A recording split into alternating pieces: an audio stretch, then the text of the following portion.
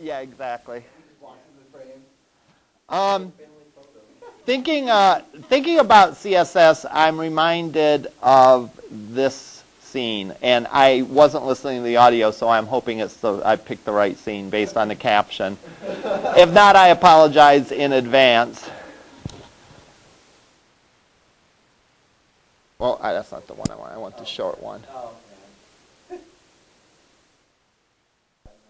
Spider-Man, yeah. Yeah. These are the years when a man, he's going to become the rest of us. Where's the volume at? Change into. But just because you can beat him up. These are the years when a man, he's going to Oh, man. They're ruining my Spider-Man moment.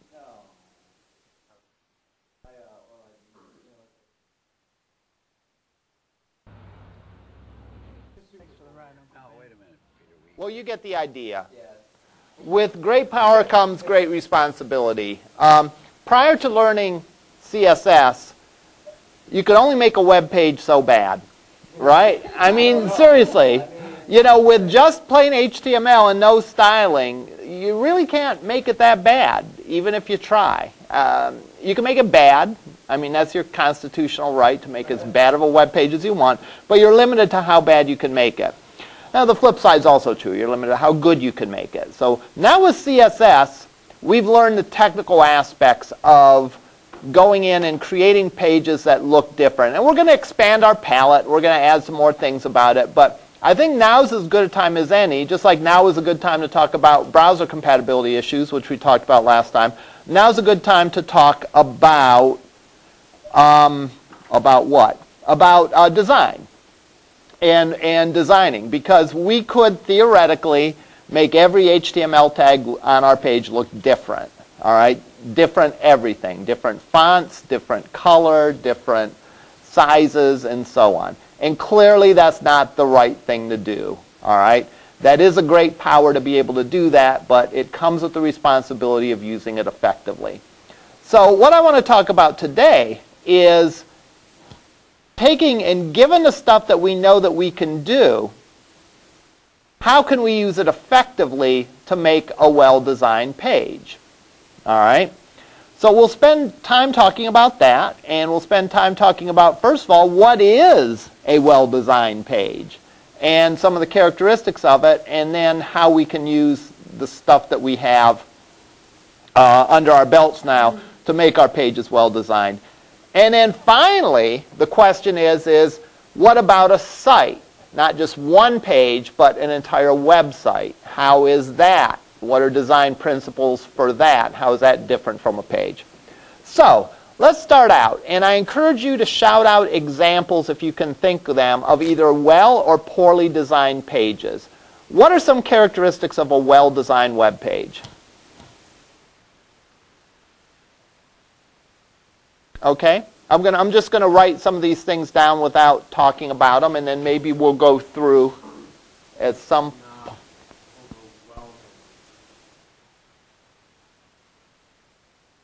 Okay.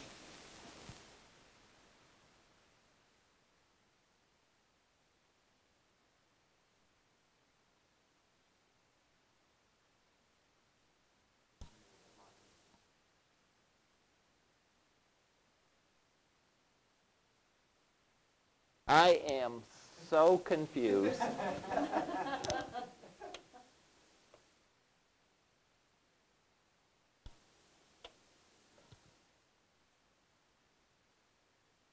Why is only half of this?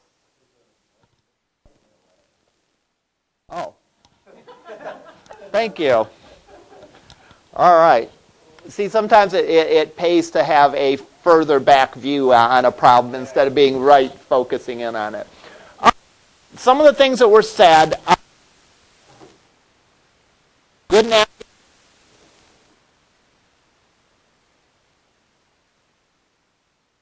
and simplicity, and then something else. Clear. Consistency.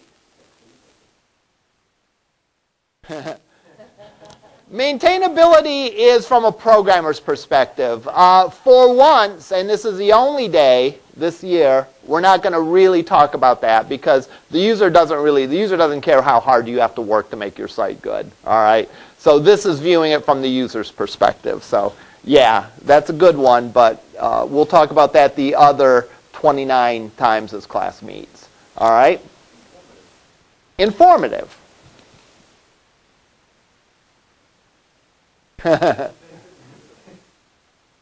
Anything else?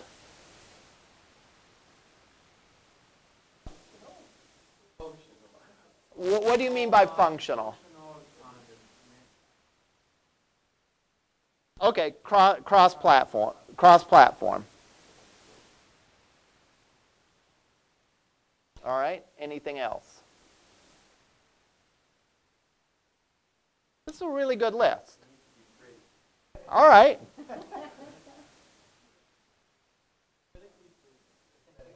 Pretty or aesthetically. Yes, it does.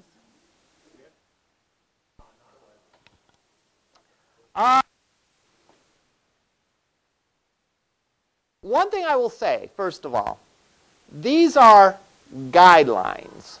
These are not rules. We could probably find many pages that might violate some of these rules, and yet we could still consider them well designed.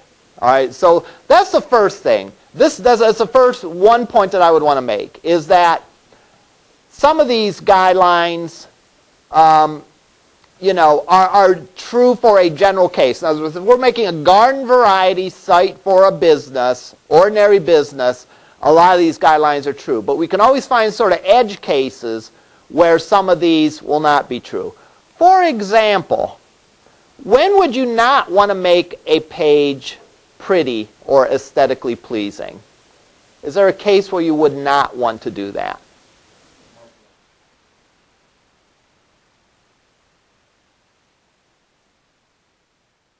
Okay.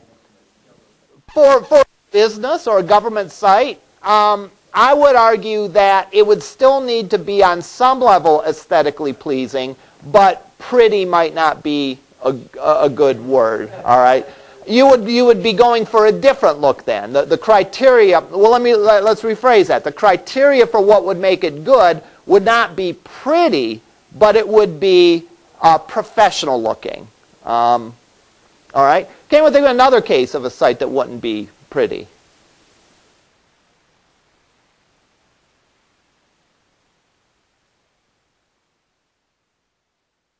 Do you think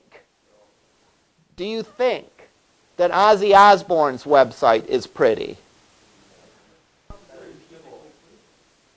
Okay. Fits his element. I heard aesthetically pleasing, and I heard it fits his element. So what might be a better way to say aesthetically pleasing or pretty about the appearance? Pardon me? Pretty aesthetically pleasing. I was just going to say, no offense to Ozzy, but if there's any pictures of him on his site, it ain't pretty. All right? So what would be maybe a different way to say pretty or aesthetically pleasing? Attention grabbing, fit their brand image. In other words, the appearance should be appropriate for the content. So this. Pretty is probably true in many cases. Aesthetically pleasing is probably true in more cases. But the one thing that I would say is probably pretty universal is that the appearance should fit the content. In other words, without, I imagine, I don't know for sure, because I know there is such a thing as bronies, because I watched the documentary about them. What color scheme do you think the My Little Pony website has? Pink and purple and butterflies. Yeah, you know a little bit too much about that. Yeah. Yeah. Pink and purple and butterflies and all that kind of stuff. All right? So let's go and let's look up My Little Pony.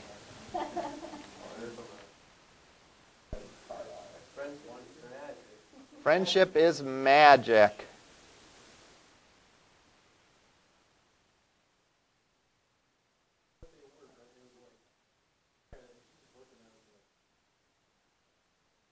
Well, looky here. There's butterflies! You threw to the site. It is largely pink, largely a lot of colors, and so on down the line. Oh, wait a minute. Ooh. Is this a new one? I don't know. Now, name a heavy metal band. Metallica. What their site looks like. If it's any, I should look at my wallet. I should see how much money I have. I was almost going to say, almost, that I'll give each one of you $1 if it isn't black. But let's try.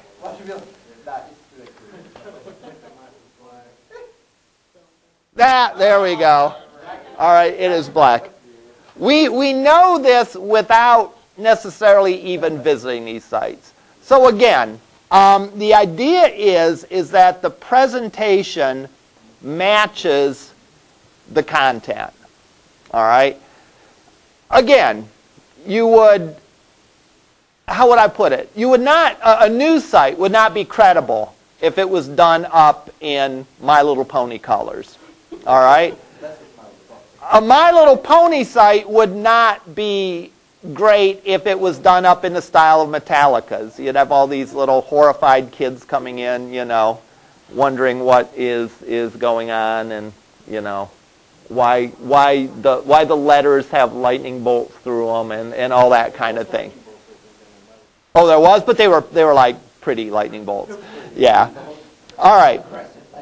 So the whole idea is creating sort of a mood, and especially like for corporate sites, the notion is expressing the feeling of the brand. All right? And you could say that, you know, you could expand that, you know, to things like colleges and hospitals and all that sort of thing. So we do want it to be aesthetically pleasing, all right, but aesthetically pleasing to the target audience, aesthetically pleasing to the message that it's trying to portray. So it enhances the message that is going to be stated. Is there ever a time when you would not want to do that? Is there ever a time where you would not want the message of the site to be reflected by the appearance? Craigslist. Why do you say that? I mean, I've been on Craigslist. I'm not a common Craigslist. I don't use it often, so I'm not 100% sure. Okay. Very plain. Well,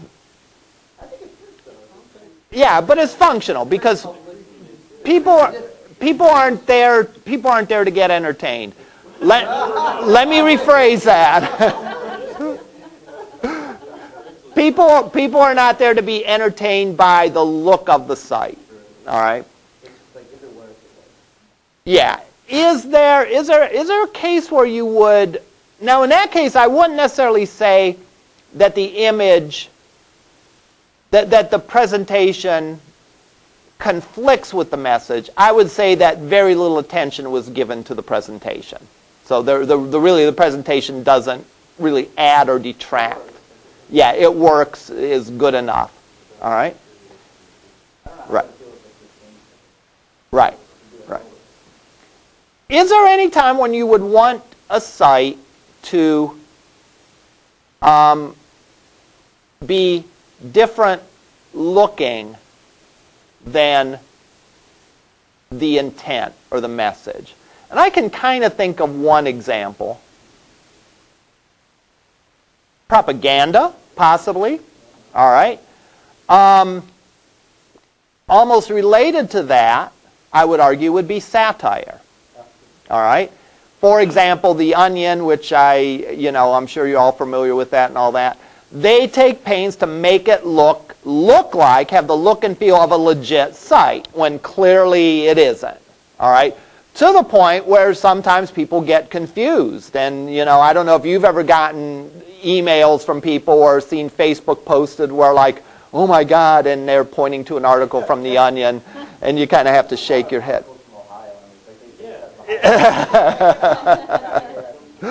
Yeah, exactly. So, it is possible, all right, and the reason that I'm making this point, I hope I'm not belaboring the point, but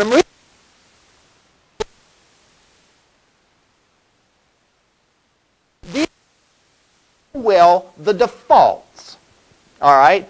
In other words, if your friend came up to you and said that they were launching a new line of stuffed animals for kids, yeah, your best bet would be to make the presentation match the material and make it a very kid-friendly looking site.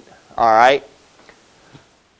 However, there are times where virtually every one of these guidelines, you can find a counterexample where you say, well, in this case, I might not want to follow that guideline. The point is you better be good at it, right? You better be very effective at it, and it better be very clear so that people don't mistake your fake news articles for actual news articles. There should be some sort of hint somewhere to do that. So that's why I phrase these as guidelines. If you don't have a better idea, do these. Okay.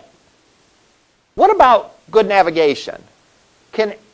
If I ever ask the question, is there a time when you would want to? The answer is always yes. All right? The question is what are the circumstances, or can you think of an example? Is there a time when you would not necessarily want to have good, clear navigation on your site? Pardon me? A landing page? And a landing page... Okay, all right. In that case, yeah. In that case, there's only like one option to go to, so there wouldn't be a navigation to put them around there. That would be one example. Can anyone think of another example? College website. Well, I argue that, and again, I don't know specifically what college you're speaking of, but I would argue that probably wasn't done intentionally. All right. Pardon me? An unsubscribe. All right. If you want them to do something if you want to give someone the option to do something that you don't particularly want them to do, make it hard to do it. All right. That's a little disingenuous, but it serves the needs of the organization. Well, a good example. I didn't even think of that one. Anyone think of another example?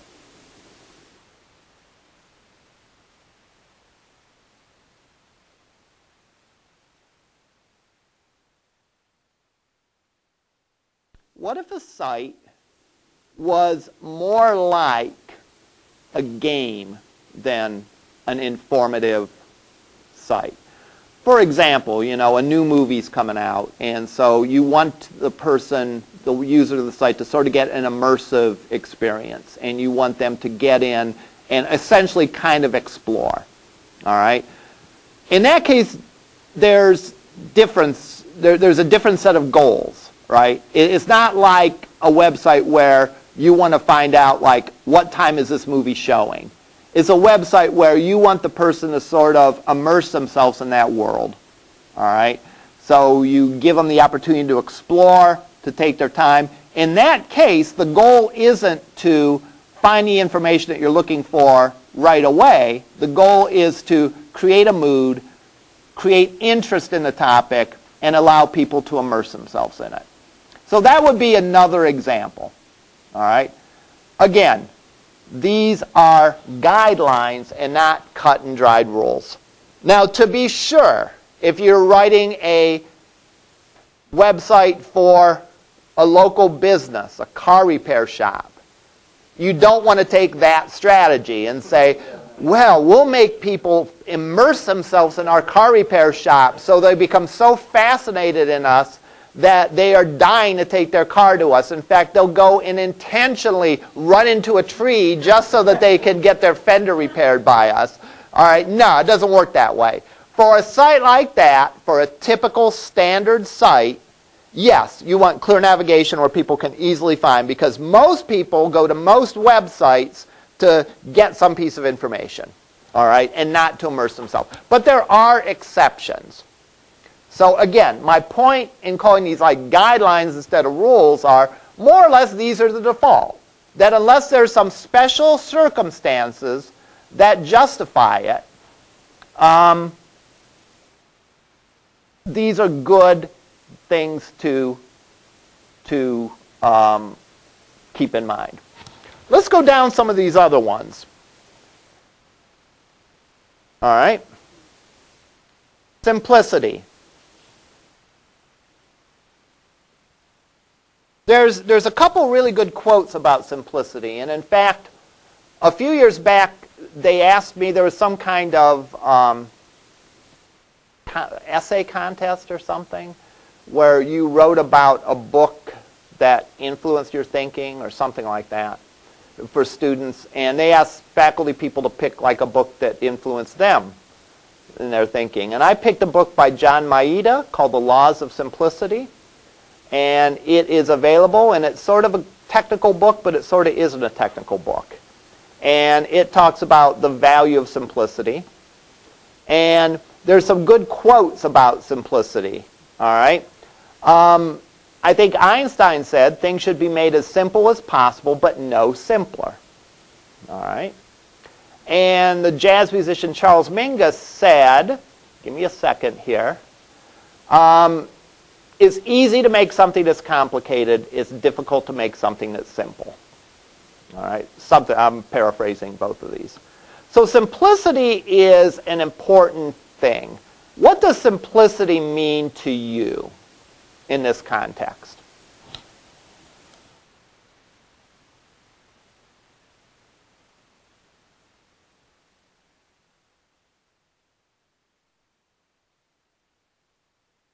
In the context of being a good guideline for good web design, yes. All right. Clear. In a way, as you said, simplicity is in a way really all things. All right? Or most of these things. Navigation, good navigation is navigation that is simple to figure out. What is a clear purpose? Clear purpose is when the purpose is easy to figure out. What is good about consistency? Consistency means that you can depend on certain things being in a certain position. That makes it easy to figure out. All right, and so on. Anything else we can think about as far as simplicity goes?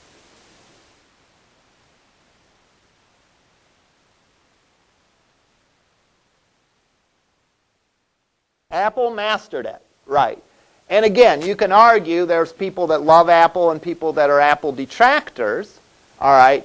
But if we're talking about simply from a design or aesthetic perspective, they really have mastered it. Let's go to their website. What's this website going to look like when I pull it up? White?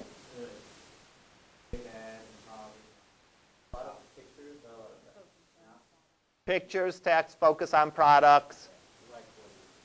Pardon me? Black lettering?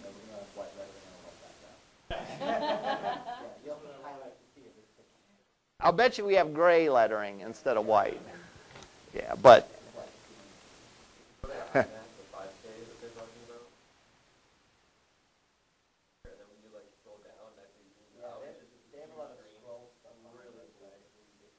Okay. We got that right. Navigation. Very simple. We have look Gray, could be black. It's kind of hard for me to tell. A lot of pictures and some other stuff. Let's go around from page to page. The iPhone. All right. Similar. Look how happy they are to take your questions.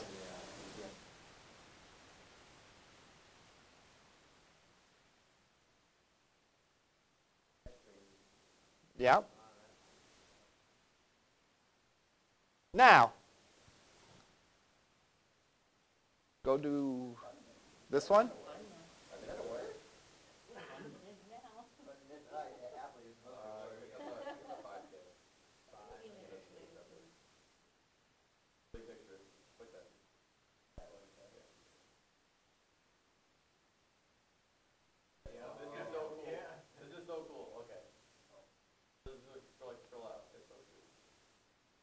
Which way am I scrolling down? Scroll down the page and scroll. That's what you normally would. Whoa. Keep going. Whoa. Keep going. What? Keep scrolling. What? Oh, wow. Nice. Pretty neat. If you could make some observation about all of these pages, what do they have in common? What do all these pages have in common? All right, same background, so they're consistent. Large photo. Consistent navigation on the top. And how would you describe the layout?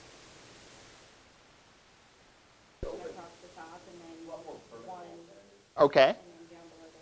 Okay. There is navigation on the top, there is an attention getter, and then there's details on the bottom, more information. Anything else?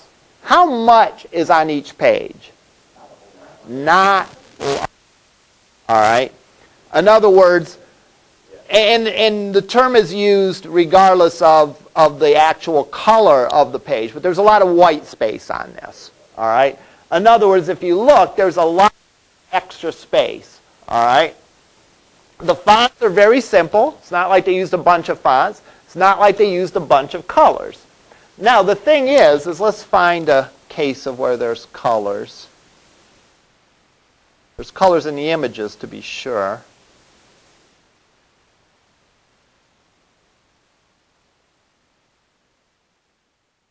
All right. Those colors really pop. See, I watch some of them home decorating shows, so I know that. These are blue, and notice what an impact those make. Because of the whole site, there's only a handful of textual elements. What just happened? All right, that is a different color. Now, this is a good example of a very simple site. Now, what is Apple's brand philosophy? Or put differently, how many buttons are there on an Apple mouse? One. Yeah, right. There's one. All right. The whole notion of Apple, the whole idea that they're trying to convey is that care was taken with this. And again, I'm not arguing this from a technical perspective. I'm discussing this from a marketing perspective. But the notion is that care was taken with every step of it.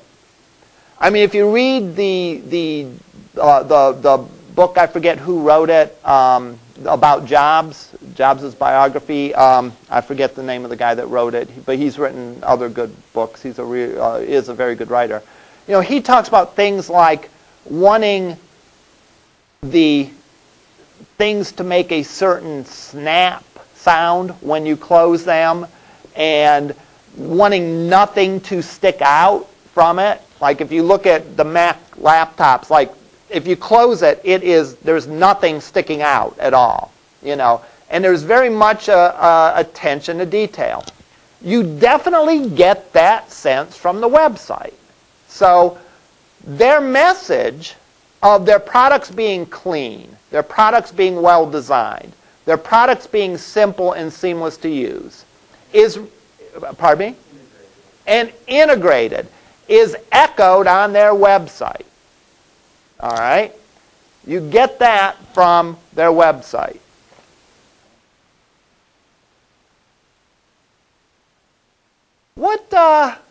What should we look at to contrast this? What would be a good, pardon me? What would be another good computer technical website? Dell?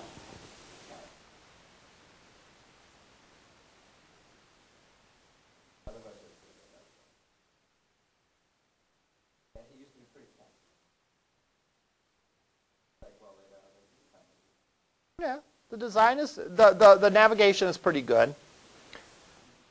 But it is a lot busier than the Apple site.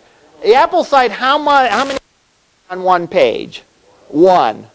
Why is that? And Apple doesn't have, Apple has like one product in each category, more or less. There's a little bit of variance in that, but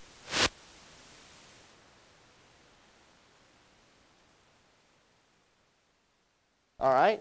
Dell sells at least four different, I can't count today, versions of that. And we can look and we can pick different things, different characteristics.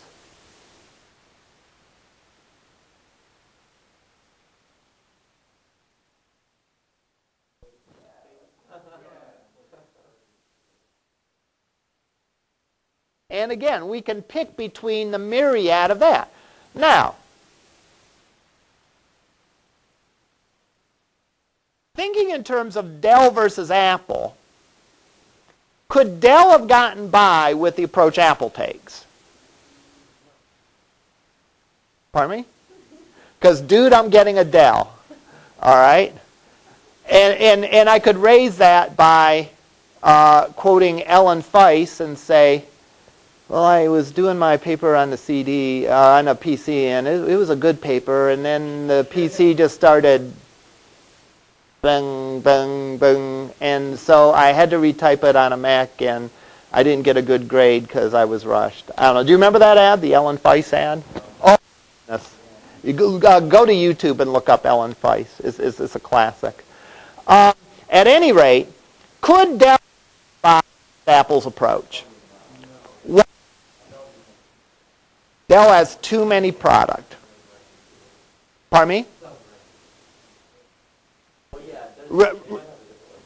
And they have a different brand under there. But even just under the Dell imprint, they just have too much stuff. With one per page, they would have a bazillion pages, right? So, if you're going to compare, if Apple's message is that our design is simple because our simple in a good way, well designed, easy to use, and all that, what do you think Dell's message would be, and how do you think that's reflected on their website? Whatever you want to be got. All right? Look at all the stuff. Do you think Mac has a under $500? Probably not, all right? Maybe you can get a t-shirt for that. I don't know.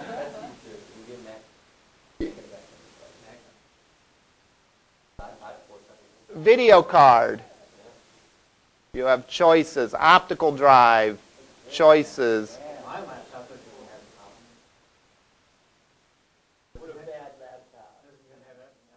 Hard drive, solid state, and all that.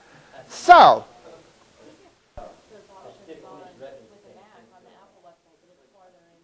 okay, and that is true. There are options on some of those things, but it's farther in.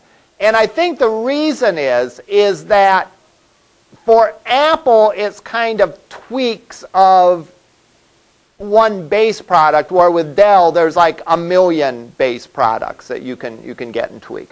So again, business they have, for their clients, for the message they're trying to convey, one could argue that both of these are well-designed sites, because both of them reflect, when you visit Apple, you get the notion of simple. When you visit Dell, you get the notion of choices, of options. All right? And so in that regard, the presentation sort of, again, matches the content. A more complex for a more complex product line. All right? So, Dell couldn't have possibly have done this because taking the simple Apple approach, they'd have 1,000,000 pages. All right? Simplicity and complexity form a continuum. Right? The idea is finding the sweet spot for your particular situation. All right? For your particular situation. If you are writing, if you're developing a website for theoretical physics and talking about quantum theory and all that, you can only make it so simple. All right? You can't make that simple, you know. And therefore, maybe, you know, you're here. Maybe this is as simple as you can make it. The idea is knowing your message that you want to get out, knowing what your audience is looking for, sort of helps you guide that. You want to make it simple, but you don't want to cross the line into too simple. I mean, the simplest case scenario would be just have, you know, a paragraph on each web page. Well, the simplicity of the page then would be nullified by the fact that like if Dell had one page for each computer, yeah, each individual page would be simple, but the site would be very complex because the navigation to get to each of those pages would be very complex. All right? So again, it's something to consider. It is, like I said, a continuum. You have to find where your particular product fits on this continuum between simple and complexity. Now, the one thing I will say, let's take the reverse option. Does anyone know of a bad website that they'd like to take a look at?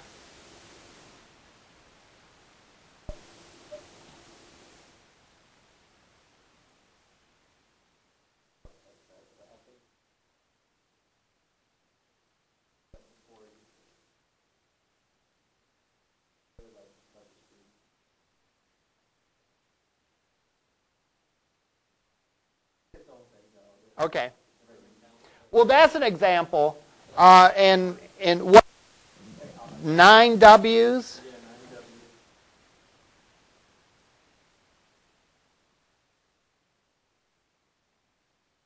Notice how I cleverly turn it to the laptop in case I mistype a URL. Exactly. I don't want to blow my endorsement possibilities. Okay, here's a site with a bunch of links, and who knows even what the purpose of the site is?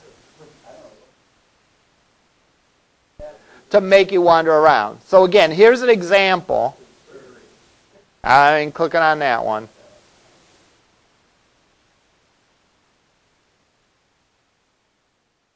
And again, the purpose of this site is for you to be entertained, immersive, to show off this person's artistic skills. So I wouldn't consider that a bad site, because it's not meant to be an informational site. I mean, who knows what it's meant to be, so we can't really judge, but can anyone think of a bad website? Another one. Well, let's Google bad websites. I want to see what the suggestions are. How find websites?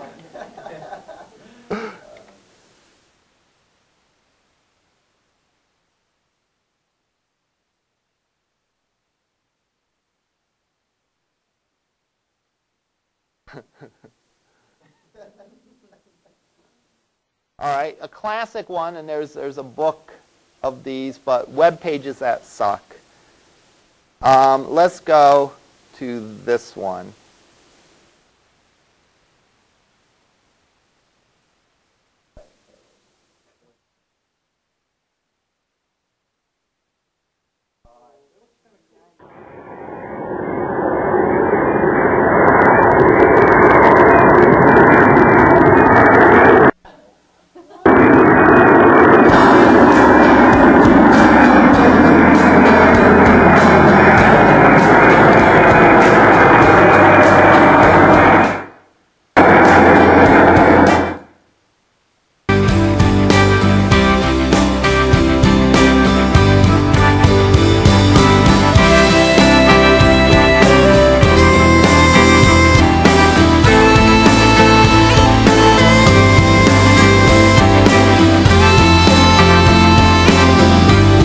So here's this.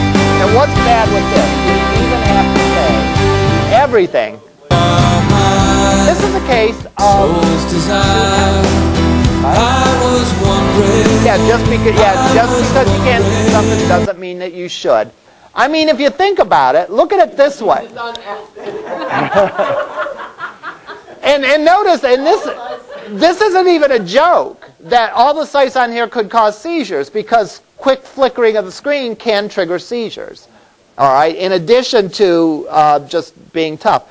Now, here's a case of someone that probably worked real hard on this site. This is a case where they'd have been better off working 1/10 as hard and just like going out and taking a walk or something, you know, and enjoy the fresh air, the person who developed this. And by doing less, it had a better website.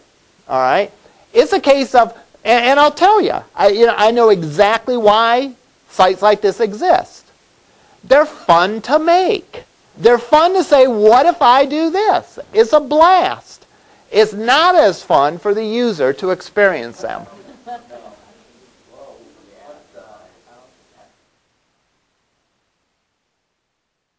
All right, here's one. That's a slide rule. I would say, how many of you ever used a slide rule? How many would know how to multiply with a slide rule?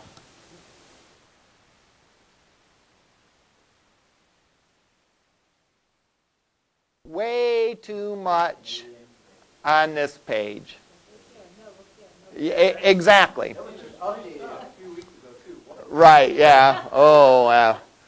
Now, there's a rule. I mean, not a rule, but and again, you were saying, look here. No, look here. Look here. Anything you put on your page is going to distract you from everything else on your page.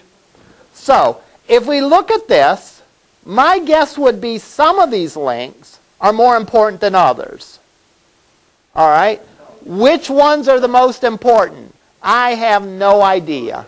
All right? Because there's so many of them, and there's nothing even visually that distinguishes them.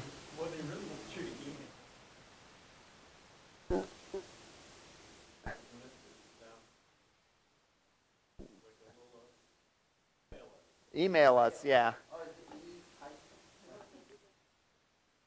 Yeah. I am going to email them asking them, please don't ever change your site. Because on occasion, there's bad sites that, like, you know, maybe they find that their sites have been... Just visit the site. Click that one. Literally the comment is visit the site. This one? No, go up one. That one.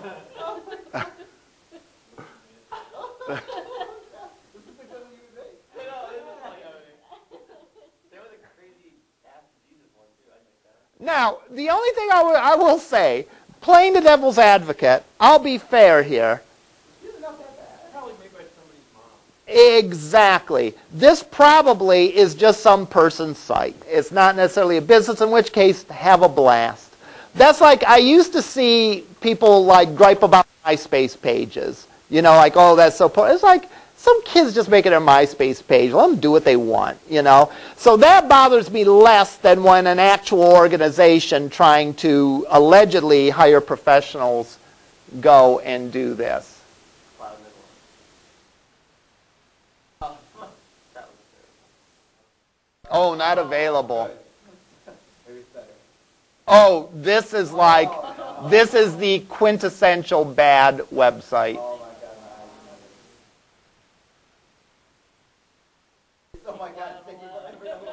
I'm like, no, they all decided that. You know what? I think the first one that we visited, I think crashed the internet. I really do. I think the internet's down. You'll hear about it in the news later on today.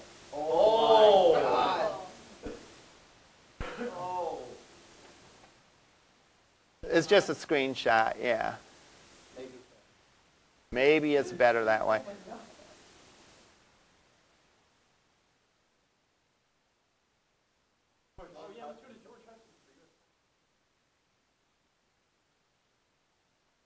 Here is the site in the process of being fixed. I assume that's a joke.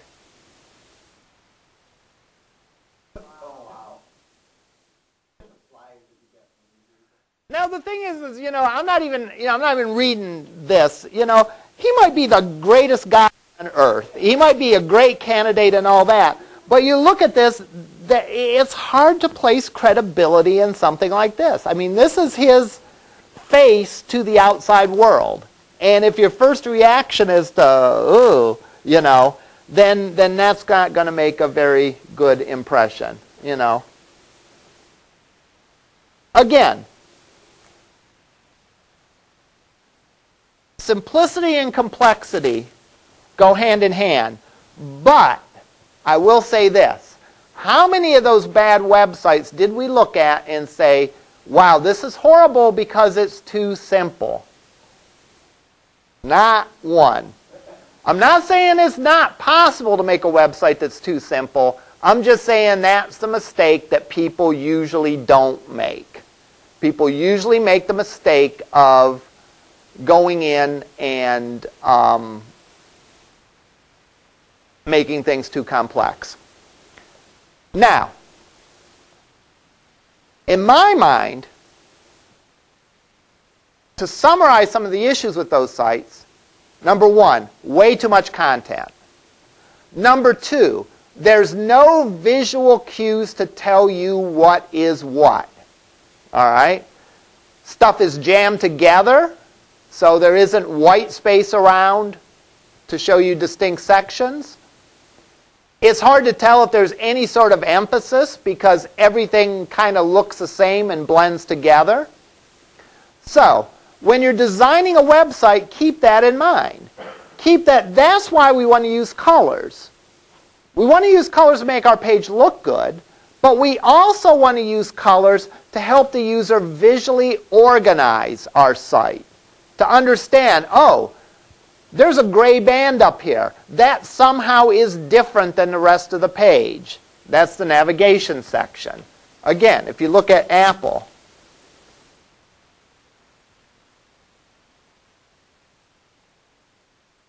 boom.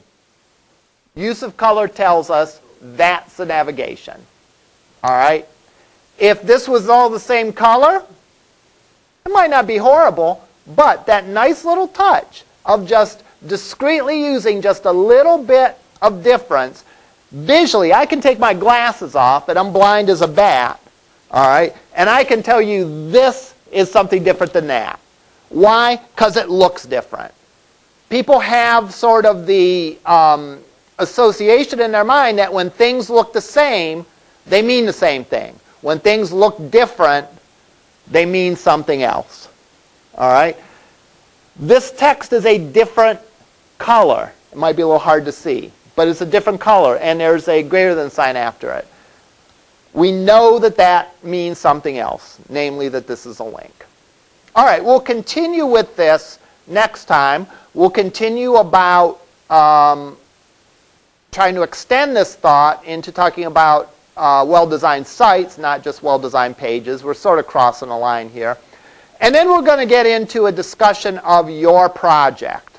All right?